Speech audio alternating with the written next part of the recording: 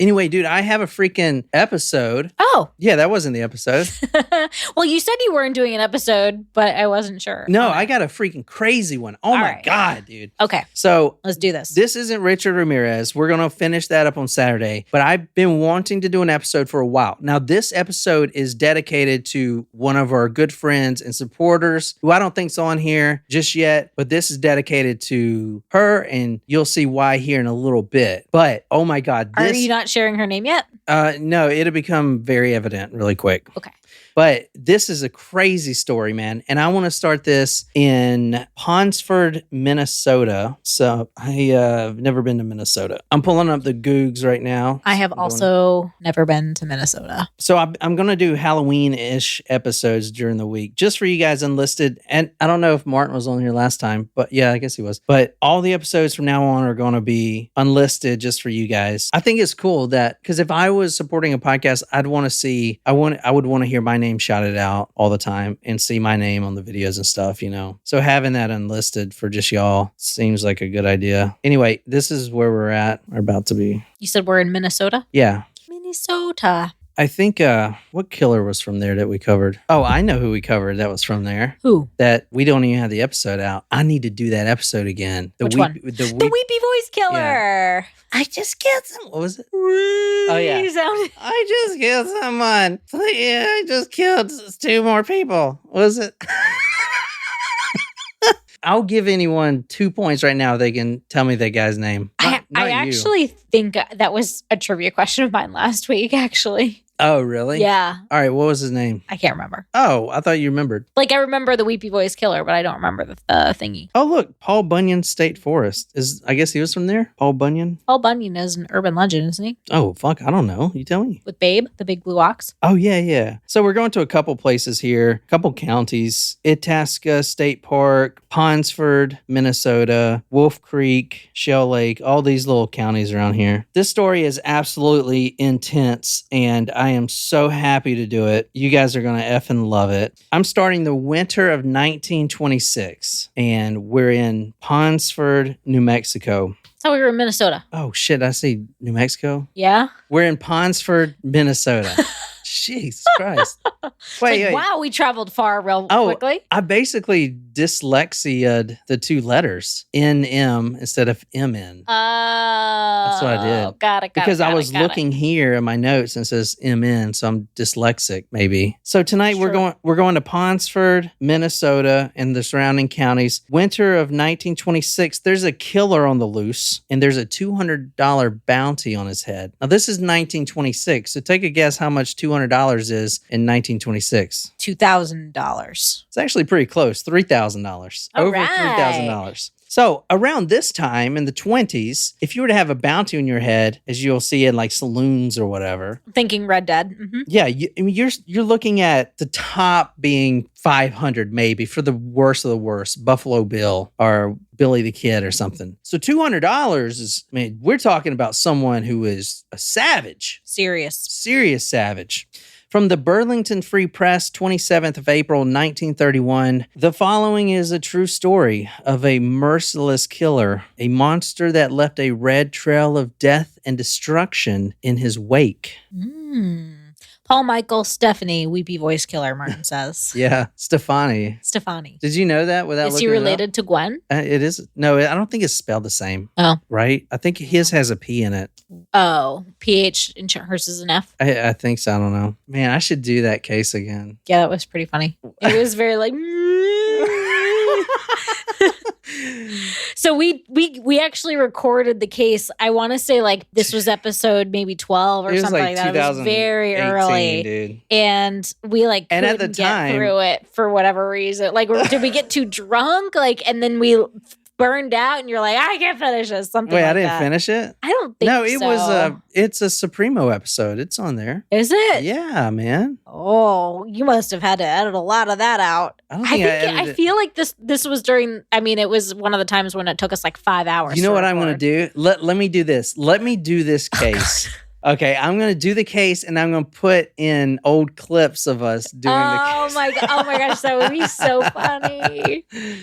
There's a little farmstead in this little Minnesota county, the home of Miss Amundsen, and her husband Grover. Now, they're not a wealthy couple at all. She is a, quote, a frail city-bred girl, and on this night, she's actually home alone with the 2 kids because Grover actually works in the big city. And the dream for him and his wife is to own this little homestead with a farm attached. And he's about at the age of retiring anyway. So they went ahead and they made the purchase. And now they have themselves 2 children on this big farm. They have 40 sheep and lambs. They have 1 cow and 1 heifer. Doing pretty good. He hasn't quit his job yet, but he's going to after this night. So they were sleeping. It was wee early in the night. And all of a sudden, the kids jolt awake. There's this horrible sound outside where the farm animals are kept. All the lambs and all the sheep. It's horrible. It's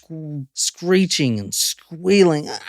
There's agony. It sounds like a mythical Goliath is just clawing these sheep and these lambs and these cows apart. They're terrified at this point. So as soon as the day breaks, she goes out there and sees what was left. Oh dear. Out of their livestock, every single animal they have was mauled to death. That included 40 sheep and lambs, 2 cows and 1 heifer, all mutilated, torn apart, ripped apart. As I said, this is a true story. So I'm going to show you in a little bit, not a farm animal, but a doe who encountered whatever this is. And the wound it makes you think of a giant with this huge hand, and he has these Wolverine sharp claws, and he just right at the neck. And the neck is spliced open in like 3 or 4 different spaces, like one single blow.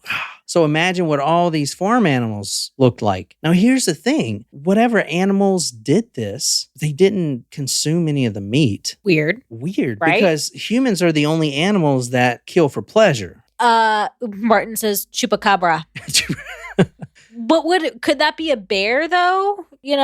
Still? Yeah. I mean, it could be a bear, yeah. But no, a bear. Why not? Because why would a bear go in there, kill all those animals, and then not eat? Do they always eat their prey? Yes. So humans are the only mammals that kill for satisfaction. Not for sustenance. But what about if they felt a threat? So you're saying a bear felt threatened by 40 sheep? Like, what? Maybe. I don't know. I am trying to come up with the logical possible answer here into what this may have been. Well, I'll reiterate again. This is 100% true story, and historical documents back up everything I'm going to tell you. Well, you started out with there was a bounty on someone's head. So is this a person? A $200 bounty, so about $3,000 today, which then was a ton of money. And as I'll talk about, the state of Minnesota was so frightened and so pressured to get this killer apprehended that they started paying people just to go out and hunt for them. Not even if they bring them back. Because for years, livestock and animals and even hunters were mauled and left dead by whatever this is. Or a chupacabra or whatever. What did he say? Chupacabra? Chupacabra. That's a good guess. I don't know what that is. Is that like a Yeti or something? Or a Bigfoot, a Squatch? I thought a maybe I'm thinking of something else. I thought it was like a lizard or something. Now, none of the meat was consumed. So at this point, okay, yeah, a pack of wolves. All right, the neighbors are called. Grover rushes home from the big city and consoles his wife and children who went through a night of pure hell, hearing those 40 sheep scream and all night long. It was a massacre. He rushes home to console his wife, and with him, sheriff, and the neighbors, they check out the crime scene. Now, it is snowing at this point, so there are tracks, but it's weird because the sheriff, he's a trapper. Grover, he grew up, his father was a trapper. They know how to track animals. But I don't know, is this weird to you guys? There's only tracks from one animal, a single wolf. It's only one set of tracks because they can tell where the wolf turns and everything. It's a big effing wolf. Do you want to take a guess who I'm doing this story for? Never mind. Wolfie? Yeah. I really had to think for a second. So neighbors are rallying around and trying to figure out what's going on. And about the same time, an Earl Ratcliffe, a strong young gentleman, he was working for the Duluth Log Company. He was a lumberjack, and he had just cut down a bunch of logs, fresh trees. They loaded them up on the cart, and his job was then to drive them to the factory, to horse carry them to the factory. Because I guess around these parts, they still use horses. I don't know. It's only the 20s, yeah. So the horse, he put all the logs on this sled. The horses would pull it. So this man, Earl, is carrying these logs back with his horses. And he sees in front of him the mauled carcass of a doe. And he doesn't see the predator around there. But the horses sense, because they can smell and they sense danger. Horses will neigh and throw you off. They sense danger. And then they see this monster, what Earl describes as almost supernatural. It was too big to be a wolf. It was... a skinwalker? I feel like you're getting scared. This monster, this wolf, was in the middle of the road, and he was not going to let them pass. And he started snarling. Oh, that was like a pig. How do you snarl?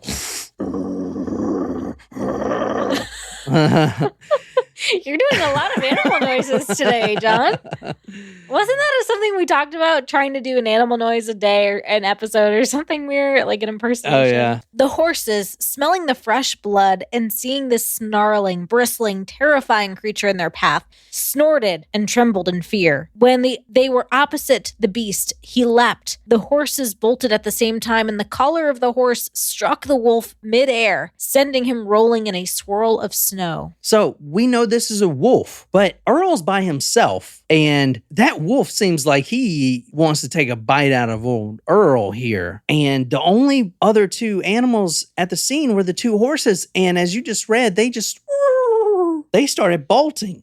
The lifesaver here is one of the collars on the horse smacked this big old wolf and threw him tumbling. At that point, this snarling wolf jumps up, his fangs forward, and he is rushing at Earl Ratcliffe. Rushing at him. Straight for him. The horses are gone. Earl's toast. Earl gets thrown off balance. And on the ground, he sees from the sled that is now broken, a wooden stake that had came off. Because, like the side, it was broken. Maybe the railing, it was broken. It was a stake. And he's on the ground. The wolf is about to jump on top of him. He grabs the stake. It's the only thing he has to defend himself. He swung it with all his might, and he hit the beast. Wow!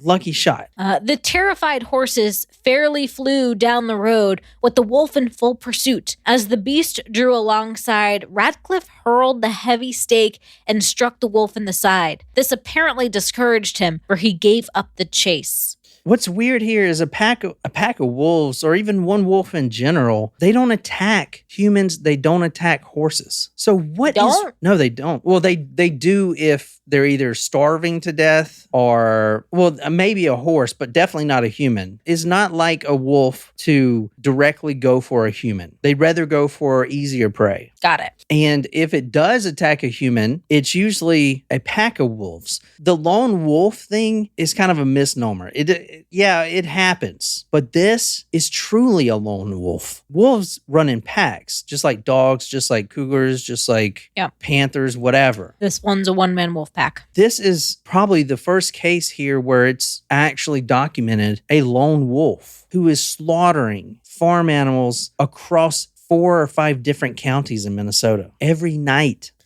For fun. For funsies. That's what they're thinking. Now, the Native American population is, at the time, they lived all through the area. So, as you'll see from 2 of the trappers who are Native American, you'll read that they knew what this was. This wasn't a wolf. It was a spirit. This was something that walked the earth as a wolf, but then later retreated into the nether realms. This was a wolf now, but shapeshifts into whatever, a bird. They knew what it was. A skinwalker. Sure. The Native American population, especially around this time, and if you look back in all their history, like the wolf is the thing. It's always tied to mysticism. You see all those shirts with like the wolf, you know?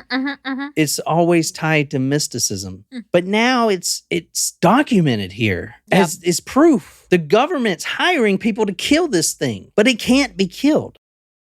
Now, let me go back to the Grover family. They lost 40 of their best animals, and a cow and a heifer. After this, Miss Grover, she fell into a terrible depression. For years, they had been saving up. Their dream was to own all this livestock. And not only that, but the PTSD of hearing this traumatic clawing and the fear and the screaming. She couldn't live it. She couldn't live. She started deteriorating mentally. And the townspeople also thought she may have been cursed.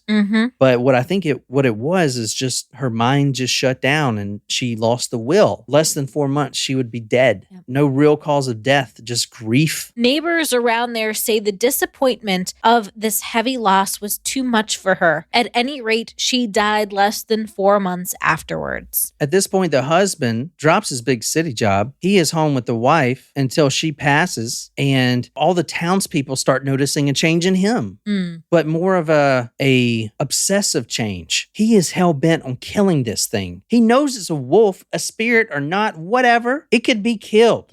It is flesh. It is blood. It could be killed. There was saliva coming out of its mouth. It is something biological that can be slaughtered. And he is going to spend the rest of his life, if need be, chasing this wolf, living as a nomad, not even on his farmstead. He sends his 2 children back to Minneapolis, to relatives nearby in Minneapolis, and he ventures out. He lives in the woods there, day in, day out, setting poison traps. Sometimes he'll take a lamb and have like a bear trap or a whatever trap and put some lamb meat on it. He'll poison it. He'll put regular lamb meat around it to kind of, so try to hide the poison. He would notice that this thing is taking the lambs out of the traps. The traps aren't being snapped, yet he's leaving the poison meat there. Like he knows somehow, and he's toying with him. This creature is toying with this man who just lost his wife and everything. What do you think of this so far? It's pretty wild, actually. Yeah, I'm going to read the next one. This was from the Burlington Free Press. Amundsen sent his 2 children to relatives in Minneapolis and then, like many others, got on the trail of the monster. Weeks and months passed. His face became gaunt and hollow, and his eyes took on a wild, staring look. He ignored farmers' pleas to give up the chase, and eventually he went insane. Now, it says others. I just pulled one random, the Amundsen family. Think about it. Like all these farmers lost everything. They're all out there now. Yeah. Now, some of them don't go as crazy as other ones. You'll see Grover went pretty crazy for, what does it say, weeks, months? Weeks and months passed after this event. And he was setting traps, following this wolf, apparently, and he could never catch him. The wolf was toying with him. He would set trap after trap after trap. He would see the footprints of this wolf. They knew it was his footprints because they were huge. Way bigger than any wolf that has ever existed. Huge. That's crazy. And he saw in the snow that this wolf, this demon wolf, was deliberately avoiding traps. He would set traps. The wolf had gone for the bait as hoped, but he would never set off the trap. The wolf was smart, which you don't see ever. Nope. It's very supernatural. This wolf carefully tiptoed around each trap.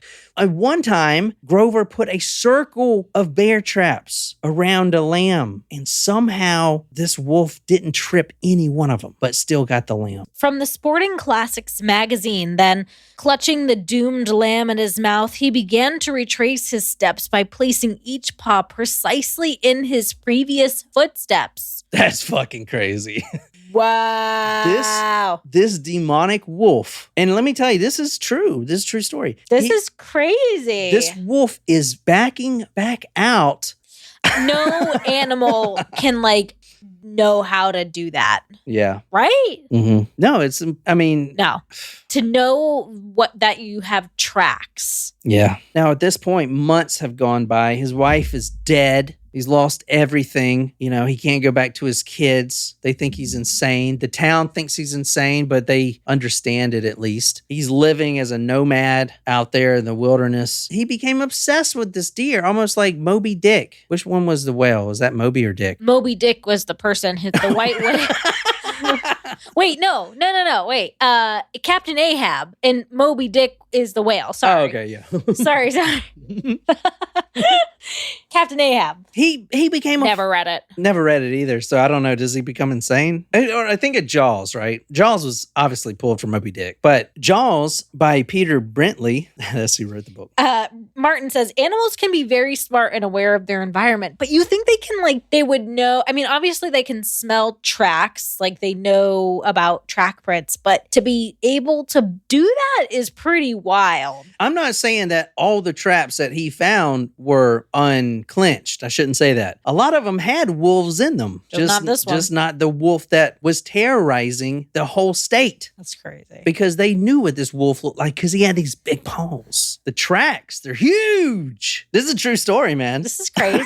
This is 100% true. Is it anyone else not picturing? I cannot help but picture the scene. Did you remember Beauty and the Beast? The movie, yeah. The cartoon, Belle, like her dad was, trying, like he left town and the wolves attacked his little stagecoach or whatever. I mean, I saw the movie like once. I remember the candlestick was something. Yeah, Lumiere.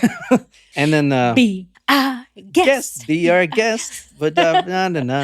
Oh, yeah, there you go. And then the one guy with the big muscles who would drink the eggs. Gaston. That's right. Yeah. Gaston's your favorite. Is he still your favorite character, or do you have to go with Yeah, that's the only one I know, really. Well, I didn't know if you were into Maui now, from Moana. All the Disney movies? Yeah. Is he your favorite character of all the Disney movies? That's a hard question. I don't know. No one fights like Gaston. No.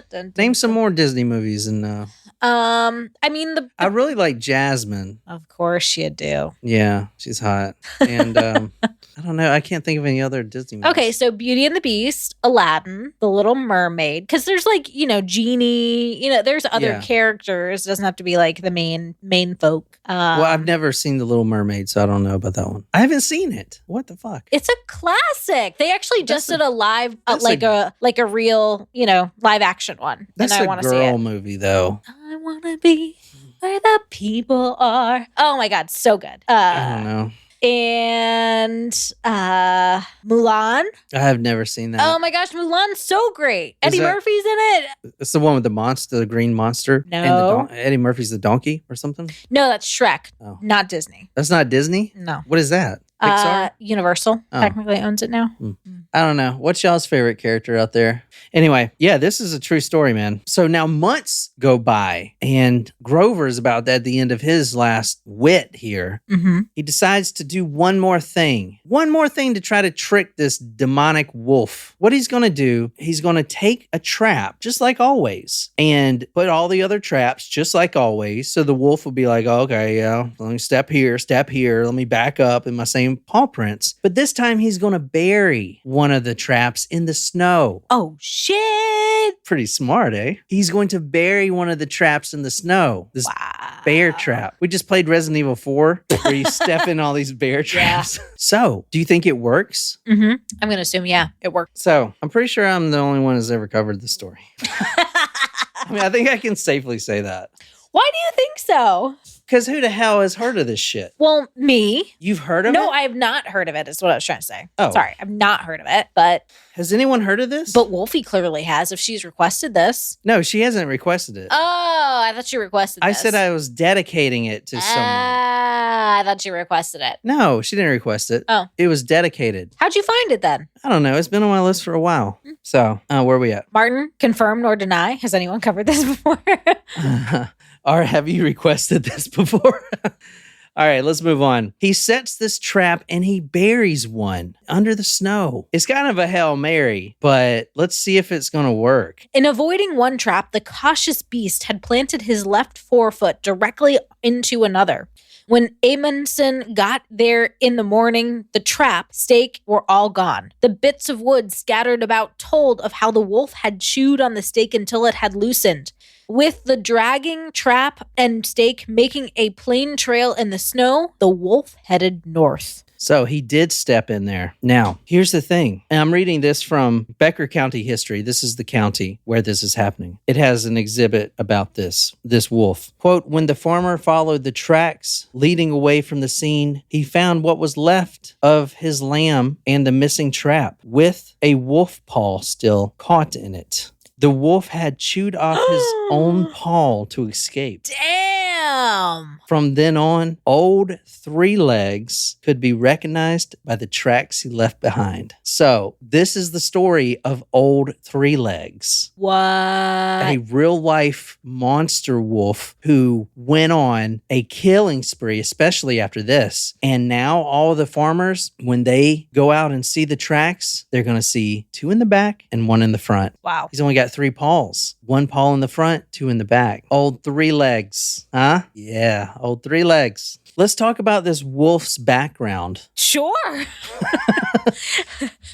Okay. We talk about serial killers all the time. They usually have bad backgrounds, pretty traumatic backgrounds. What do you think this wolf went through?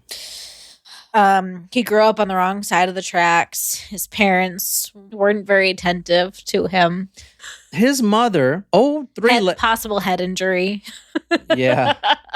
Old Three Legs, which I'll probably call either Old Three Legs or OTL from now on. Okay. But that's his name. That's what we're going to use. Old Three Legs. We know that his mother was a, quote, freak wolf with a bad reputation, an evil reputation. She, too, would do this. She wasn't as big, but prior to Old Three Legs, her son, cattle would be slain from the mother. She was a effing psychopath. The mother, the freak wolf, her head and forepart was that of a giant timber wolf. However, she looked more like a hyena. Her head and chest, like I said, was of a timber wolf, but her body was of a hyena. So she may have been mixed. Her butt was tattered, survived by a single hunter's bullet. Oof. While the hind part, and from the newspaper, quote, while her hind part dwindled to the size of a brush wolf or coyote. How do they know this was his mother? Well, I'm going to tell you. That's a good question. Wolf pups at the time were worth $6 a piece. Now, this is fucked up. Back in the day, you could buy wolf pups? For hats and clothing. That's what trappers are. They would capture animals, and I guess they still do that now. Isn't it amazing how, like, animal fur coats are so out of fashion, you know? Like, that was even... Yeah, that's a good thing. It is. My grandmother, mother, and all my aunts had, like, beaver coats. I don't know if it was just a status symbol, but that was, like, a thing in, like, the 80s, 90s. There's an artist rendition of Old Three Legs, or at least the mother. This is it. Oh. Scary. Yeah. Wolf pups at the time were worth $6 a piece, which is about $150 in today's bounty. And there was a larger bounty placed on hyena wolves, which were a form of wolf. And that's what we think. I have never heard of a hyena wolf before. Yeah, me neither. But apparently, Old Three Legs, his mom, was a hyena wolf. And they fetched a higher bounty. Here's how we know his humble beginnings. Because we know exactly where he came from. We know who his sisters and his brothers were. We know who the whole litter was. We know who the mother was. And the reason we do that is because of a trapper who was waiting to get some wolf pups because they go for $6 a piece. He was about a mile away and he spotted a den. And in this den, the mother wolf had just birthed these wolves, Old Three Legs being the runt of the litter, the newest born out of 8. Dynamite Bill Foster was his name. Bill Dynamite Foster from Ponsford, Minnesota. What a name. He is watching this den of wolves, waiting for the perfect opportunity for those pups to come out, and he was going to trap those pups. All 7 or 8 of them. He was going to trap them. However, when he runs back into town, he has a story to tell. And no one believed him at the time. But after all this happened, they sure as hell believed him. Bill Dynamite Foster was watching this den day in, day out, waiting for the perfect opportunity almost a mile away. Can you read from the Burlington Free Press? From the Burlington Free Press, he was waiting for the pups to be born so that he could realize an additional bounty of $6 apiece, besides the rich reward hung up for the mother's head. The next thing you're going to read is by an A.M. Thompson. He is a reporter for Field and Sport magazine. And then an unbelievable thing happened. Thompson wrote, the mother killed 7 of the pups and, with the 8th tottering unsteadily after her, trotted off into the woods and never approached the den again. But again, how do we still know that the tripod that's the same one? The mother wolf just slaughtered 7 of her babies and tried to go after the runt, but something happened and she didn't. So now this runt... This one's supposed to be the runt? Yeah, the runt. Old Three Legs now as the runt just watched all of his sisters and brothers get slaughtered by the own mother. And then he trots off following the mother. That's traumatic for Old Three Legs. That's very traumatic. This is a traumatic childhood. He just watched all his brothers and sisters get eaten.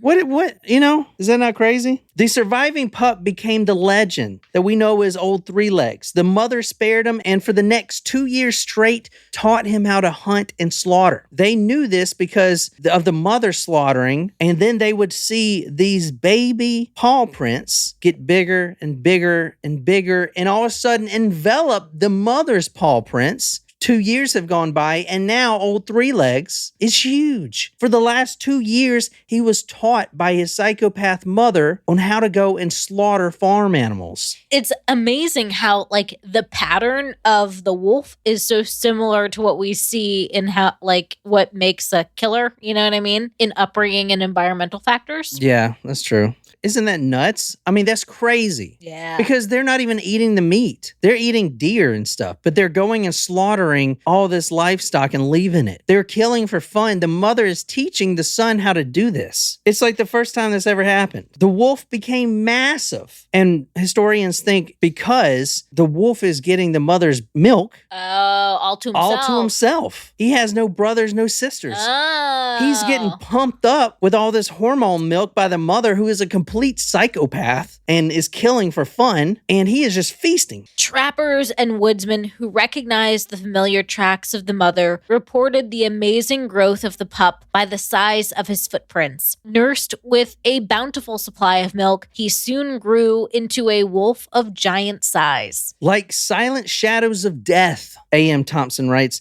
they would swoop down upon some unsuspecting barnyard and slaughter every living thing there for the sheer love of killing. The despairing shelters were helpless before the super cunning of the beast. For pure pleasure, they did this. The younger one became more vicious and more bolder, especially since seeing his siblings murdered. Near his 2 years of birth, Old Three Legs, which had 4 legs at the time, obviously, he did something unspeakable, horrid, even for him, even for his mother.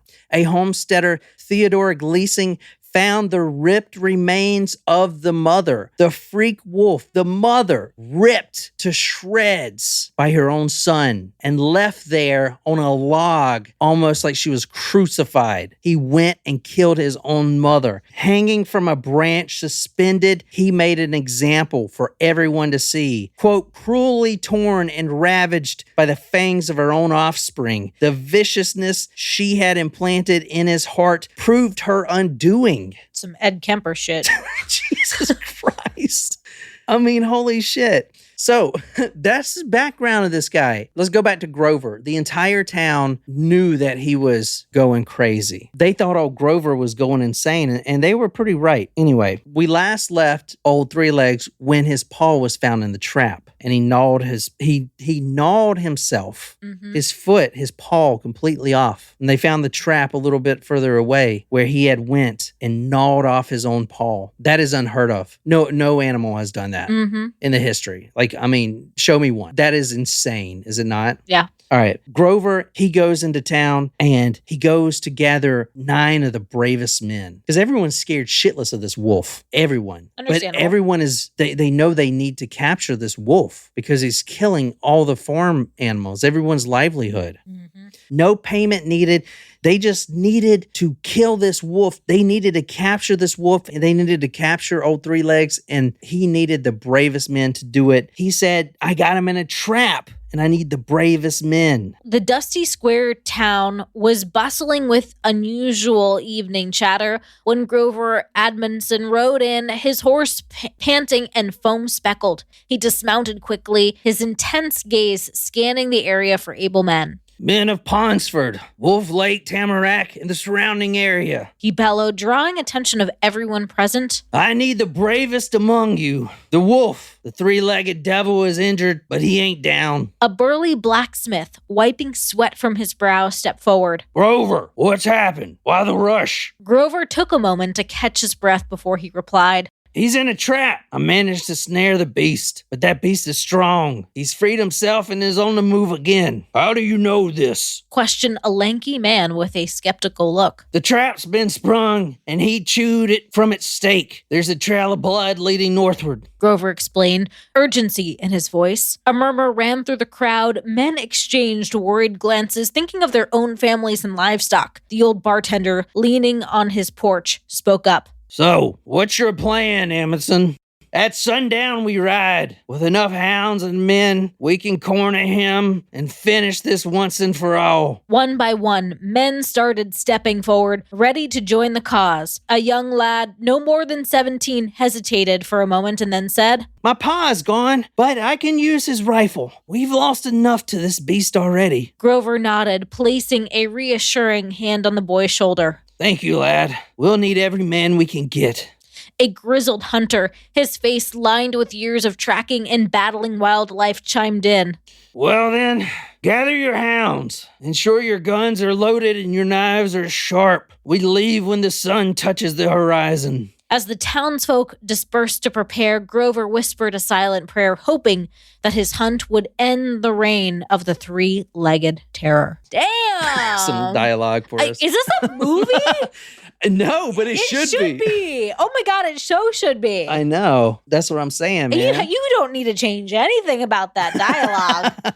Damn, I was like, wow, give me some popcorn. This is great. Gather up your hounds. 9 burly men, 6 ferocious dogs were gathered. They were going to ride at sundown, travel a little bit, and then set up camp. All that she's reading now is from historic newspapers and the Bakersfield County where they have the exhibit. Oh, I want to see about the exhibit. Grover headed a posse of 9 men and 6 ferocious dogs, hot on the trail of the wolf. They followed the trail until nightfall and put up with a farmer. At daybreak, they took up the chase and toward noon let the dogs loose. It was hoped that the dogs would hold the animal at bay until they could come up and kill him. 9 dogs, ferocious hounds. By late that afternoon, they began finding those dogs, one by one, about 1 mile apart each in interval. All of those dogs, save 2, were not only dead, but their throats were torn out. Their throats completely ripped open. None has been consumed. They were just dead. Can you read the next one? Where's Stella? When they made camp at night, the remaining dogs came slinking back, whimpering and cowering in fear. Oh, stop it. Don't do it. Don't. Now the dogs are out. They can't go back there. What does this do to the men? It gives a foreboding. The men are now like, oh my God, the natives were right. This is some spirit that walks the earth. This is not God's creation. This is a spirit from the nether realm. They believe that. And now all these hunters who cast doubt on all those beliefs are now starting to think, well, shit, maybe there's some truth to all that. I mean, look what he just did to 7 of our best dogs. On day 2, they left at 10 a.m. sharp, knowing that old 3 Legs was wounded, still wounded from the losing of his paw. He was wounded and he was weak. He probably he hadn't eaten since he hadn't eaten any of the dogs. They followed cautiously in his tracks, but found nothing for that day. From the Burlington Free Press, the third night was spent on the Cleamer farm. Early the next morning, they were greeted with the disheartening information that the wolf had killed and eaten a good portion of a calf during the night. They knew that, fortified with fresh food and freed of its impediment, the wolf was more than a match for them. All of the hunters except Admonson dropped out of the chase. That's nuts. All besides the one who was now obsessed and insane with catching this wolf. Every one of them dropped out for fear. Damn. Grover Admonson, over the next 6 weeks, spent tracking down this wolf. His face grew gaunt and wild, and he appeared more and more like a man obsessed. This is from A.M. Thompson. There could only be one end to such madness, Thompson wrote. Old Oscar Nesbitt, a trapper, found Admonson's body frozen stiff. He claimed that around the body he had found the tracks of the three-legged destroyer, which had come back to sniff, probably sneer, at this poor immortal who sought so long to destroy him. Wow. Is this not insane? This is a movie. Wow. I mean, holy shit. Should you call what's his name and see if he wants to make this movie? Jesus Christ. Right? Holy shit, man. Right? This is a movie. This is a movie. All three legs came back. He knew it was his rival. That's why he came back. And he knew they would find the footprints there. What did he do? I wonder, if you kill your rival who's been chasing you, who has taken a part of you, he's taken to Paul. Like, what do you do when you face his dead body frozen there? Like, did he urinate on it, or did he show some sort of respect to it as as an adversary, an equal adversary? What did he do? We know the wolf is smart. We know he's extremely smart. So what do you think he did to treat that? We don't know. All they saw was the same prints, 2 in the back, 1 in the front. He's hobbling around Grover's body. Damn, that's crazy. No. What? Yeah. All right, let's finish this thing up. This is nuts.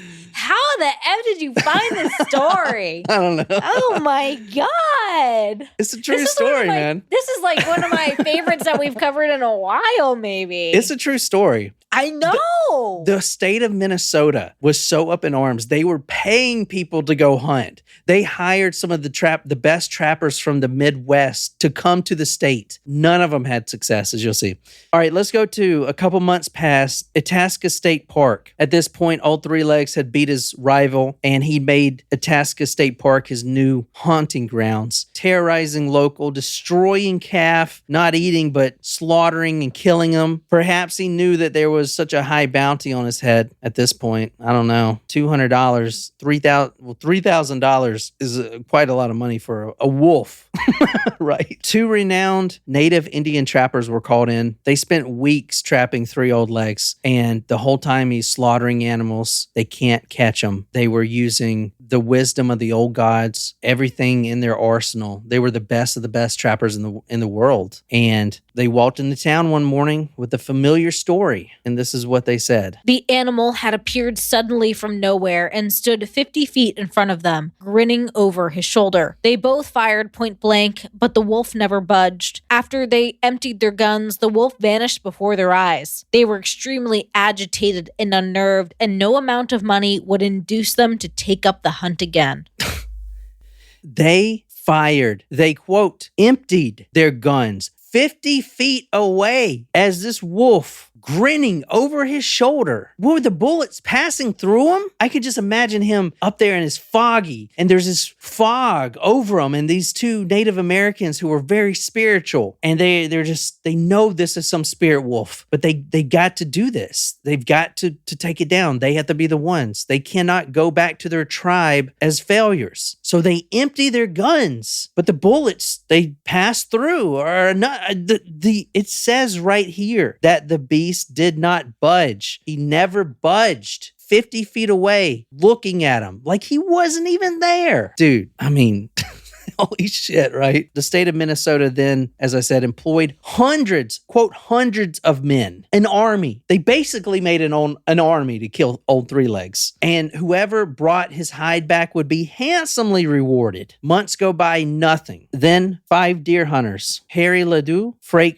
Darko, Jack Robbins, and George McCarthy. They're from Detroit Lakes, Michigan. They come down here to hunt. Mm-hmm. Like, did they know about the wolf? Or they've heard legends. Okay. They've heard the tellings, but they're not even from here. They're just hunting here. They're from Michigan. They've heard little, like folklore. Oh, we heard about that. Okay. Whatever. They're not there to hunt the wolf. Got it. They're not even close to where it is. At this point, they're real far up north. But they had all heard this legend of old Three Legs. And how this works is you go out with 4 or 5 deer hunters. And what you do is you make kind of a big circle. Everyone makes a huge circle that spans for a couple acres, and then you make noise and drive the deer inward. And then you enclose the circle. You trap the deer between all 5 of you. That's how you deer hunt in a group like that. Mm-hmm. So that's what they were doing. They weren't out looking for old Three Legs at all. But McCarthy was the first to spot a doe, and it was going to be the first kill of the season for him. He was a very good shot. All of these guys were expert hunters.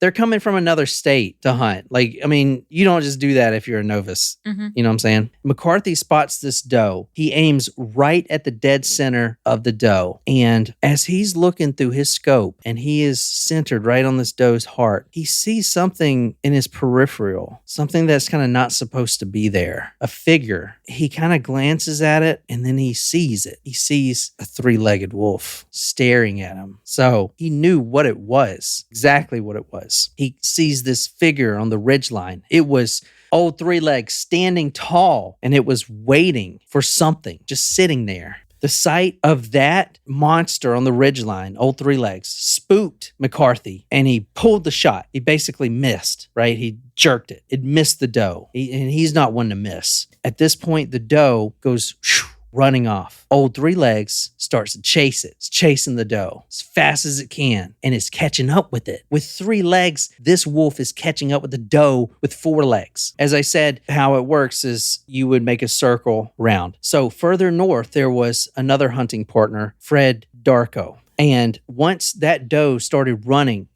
he started taking off right towards Fred's location, running straight at him, this doe. Quote, straight towards Darko ran the doe with the old wolf on her trail, Thompson wrote. A strong west wind was blowing, and Darko was downwind from the doe and her pursuer. Fred Darko knew what was going to happen next. He's heard the stories. He's heard of the hunters getting slaughtered. He's heard of the cows, and he's heard of the sheep getting slaughtered. He knows this is a serial killer. So he's alone at this point. Even if his other party, which is almost a mile away each, they don't have a good shot. Plus, they wouldn't shoot at that angle anyway. Like, they don't have a good shot. It's up to him. And this wolf seems like it's running. Yeah, it's running after the deer, but it's also, it knows he's there. And he can feel that. An immense fear washes over Fred, and he raised his rifle, not at the doe, but at old Three Legs. And he knew he had one shot in that rifle. He had other rounds, but he would have to reload. Yeah, yep. And by the time he reloaded, it would be too late. Also, another thing was strange. He took aim at old Three Legs, and he noticed, shit, the deer had veered off the path. Yet old Three Legs is still running towards me. Shit, right? Holy shit. Gulp. Shit, can you imagine? Oh, shit. Oh, my God. This is crazy. I know. This is all really fucking... Oh, it's crazy. Oh, my God. You have got to call Brett after this and be like, I have got your next movie, man. This could be like the Cocaine Bear type of thing. I was actually thinking this kind of reminds me of, like, I didn't see the movie, but I read the book, The Revenant. Oh, I haven't seen that. We should watch it. All right. I mean, I think that's, like, kind of horror. I don't know what it is. It's got Leonardo in it, right? Yeah. It's like the bear. Yeah. Oh, my God. Yeah, let's watch it later. All right. So, Fred, at this point, old Three Legs, the deer is gone. He's veered off. Old Three Legs is running at Fred, and Fred has one bullet in that rifle. One chance. And he's heard all these stories about people shooting at this beast and it not budging. His breath slowed and he's just like... And this beast is just snarling, just running straight at him, 50 feet away now. And his breath slowed and time slowed down. He knew he had to hit this old three legs. He knew he had to hit this wolf. Then all of a sudden, he pulls back the trigger. Bang! Crack! Bang! The rifle bullet exited the barrel. And within milliseconds, the beast reacted. He knew that he was... You can't react fast enough if you're getting shot at to move. That's that Matrix shit. That's not possible. But somehow he did. Fred was aiming directly for the heart. And somehow this beast reacted and he twisted his body and that bullet missed the heart, but it hit him right through the neck. Wow. Less than 50 feet away, the bullet intended for his heart tears through his neck and the beast falls down. So he starts to reload. Fred, he is shaking and pissing himself at this point. No shit. Yeah. Whoa. So he cautiously walks over there. Doesn't know if he's just being messed with. Doesn't know if this is some kind of trap. The wolf leapt high in the air and turned over and over in a swirl of snow. Fred pumped another bullet into the barrel and ran over to the dying wolf. He then aimed his barrel at the wolf's head and said, "Hasta la vista, Wolfie." I'll put that last sentence. I was gonna say, I feel like that actually didn't happen. But that does play well for the movie version. Yeah. So damn. This is the kill. He is in the center. So that's old three legs. Wow. Look at all the others that were slaughtered. He's the size of a deer. Look at that neck of this doe that the wolf has slaughtered prior. But he is like the same size as the deer. Yeah, he's huge. That's him. Look, he's still snarling. The way he's snarling kind of reminds me of Luna. The way she kind of like because she only has one eye. She does like a kind of weird thing with her mouth where she kind of goes like, looks like she's snarling, but she's not. It's just a kind of ugly smile, ugly, adorable smile. Is that him stuffed? Yeah. Once Terror of the North. Old three legs.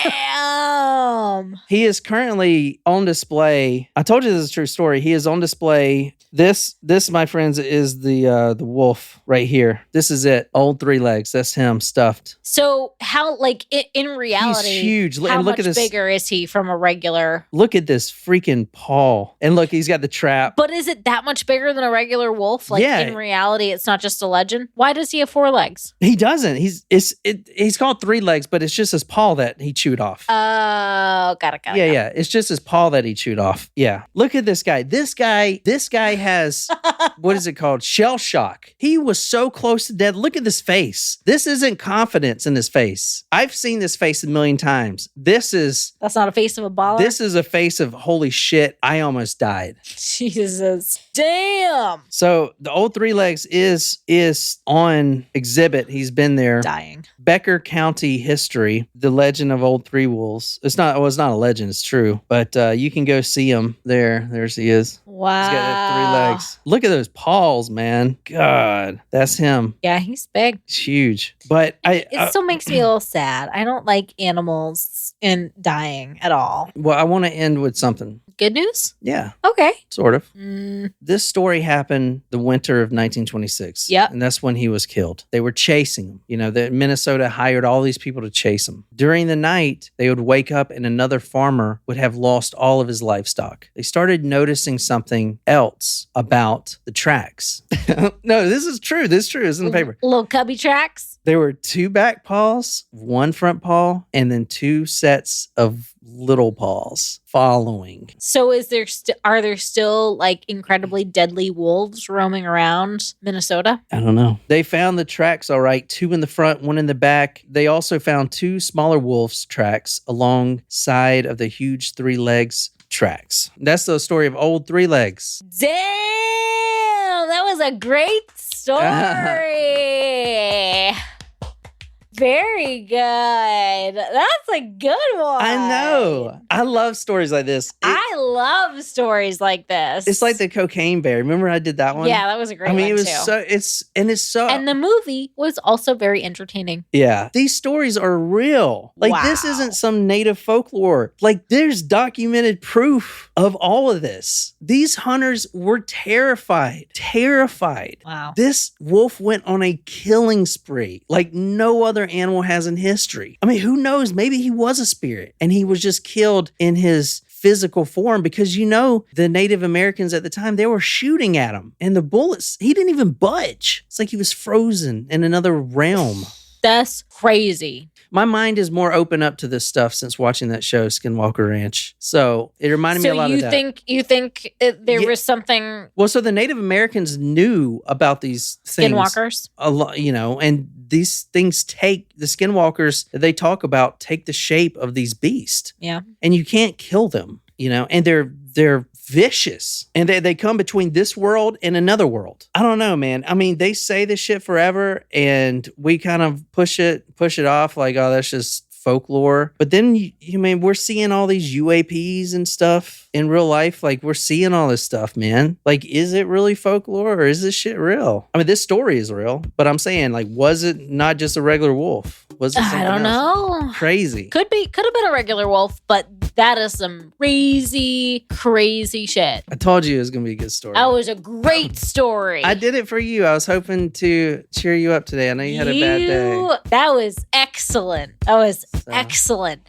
That might be my new story to top for a while. So we'll be here tomorrow. We will. We're doing headlines tomorrow, right? Yeah. Headlines tomorrow. Headlines. Woo! And then I'm going to finish up Richard Ramirez on Saturday. We love you too, Shram and Natasha. Thanks for being here. Martin, Desiree, Lauren. I appreciate all of you. Did I get everybody? Lauren, Shram, Natasha, Martin. Okay, just want Desiree, make sure I got everybody who joined us.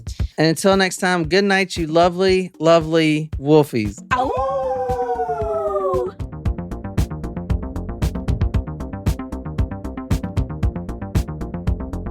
I kind of run this shit.